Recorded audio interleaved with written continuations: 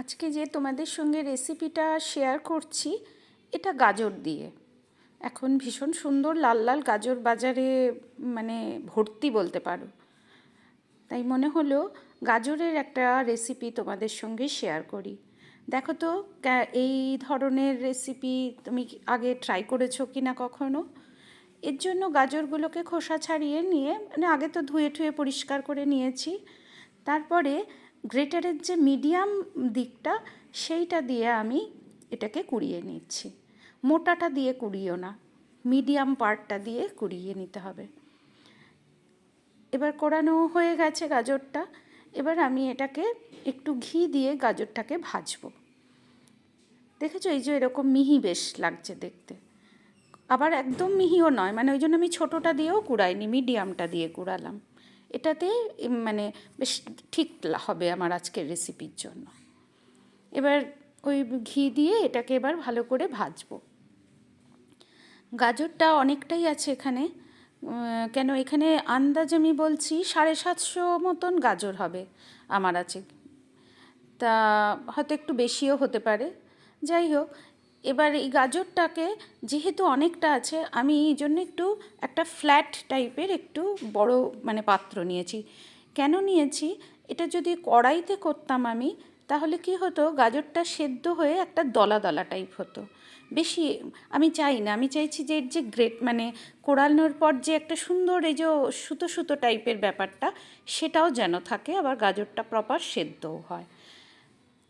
সেই জন্য এরকম একটা ছড়ানো পাত্রে এটা করছি। এবার এর মধ্যে আমি গাজরটা তো ওই ঘিয়ে ভাজতে ভাজতে অনেকটা সেদ্ধ হয়েই গেছে। তারপরে আমি মিল্ক মেড ইউজ করলাম, মানে এই পরিমাণ গাজরের জন্য আমি হাফ টিন মিল্ক মেড দিয়েছি। হাফ টিন বলতে একটা টিনে মনে হয় 200 ml বোধ হয় থাকে মিল্ক মেড, তার হাফ দিয়েছি আমি।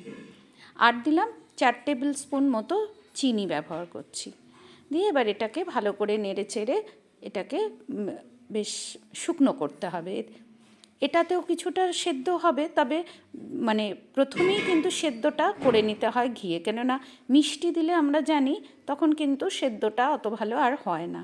তাই জন্য আগেই ঘিয়ে ভেজে ওটাকে সেদ্ধ করে নিয়ে তারপরে এই মিষ্টিগুলো অ্যাড করলাম। এবার এই যে জলটা মোটামুটি এই যে টেনে এসছে মিল্ক মেড চিনি সব গলে, এবার এর মধ্যে আমি ইউজ করব ছানা। এই ছানাটা আমার বাড়িতে এই পাতা ছানা, সরি পাতা না, মানে বাড়িতেই ছানাটা তৈরি করেছি দুধকে থেকে। এবার এই ছানাটাও দেখছো অনেকটা রয়েছে, মানে এখানে আমার রয়েছে প্রায় 6 পোয়া দুধের ছানা, মানে 1.5 লিটার দুধের। আমি দেখেছি 1 লিটার দুধে 250 মতন ছানা হয়, 250 গ্রাম। এখানে হয়তো এই 300 350ই হবে। ছানাটাকে আগে একটু হাতে করে ভালো করে মেখে নিলাম। ছানাটা খুব বাড়িতে কাটার জন্য বেশ নরম ছানাটা হয়েছে। এবার এটাকে একটু হাতে কেন করে নিলাম, নাহলে ওই দানা দানা দলা দলাটা থেকে যাবে।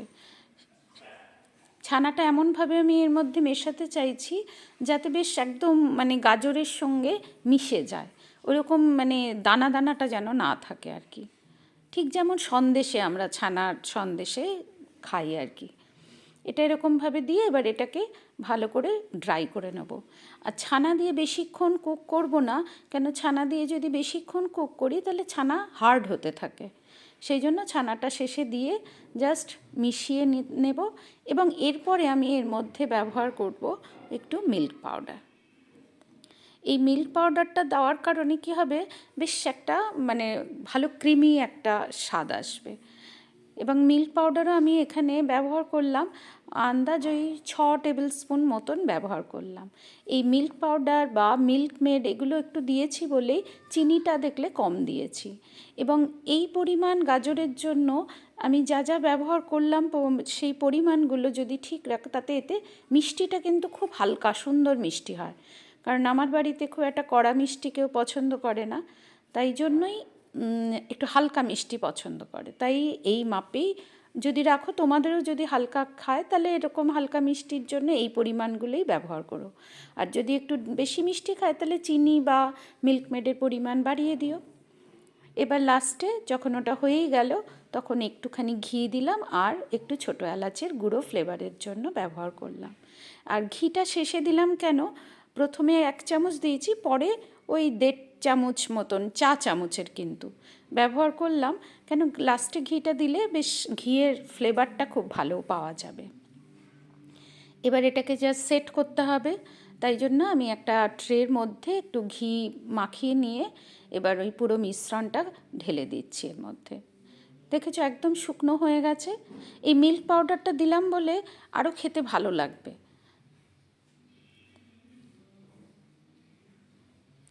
এবার তোমাদের মনে হতে পারে যে আমি মিল্ক মেডটা বেশি দিতে পারি, আমি কেন বেশি দিইনি, তাহলে আমি সেই জায়গায় দুধও ব্যবহার করতে পারতাম।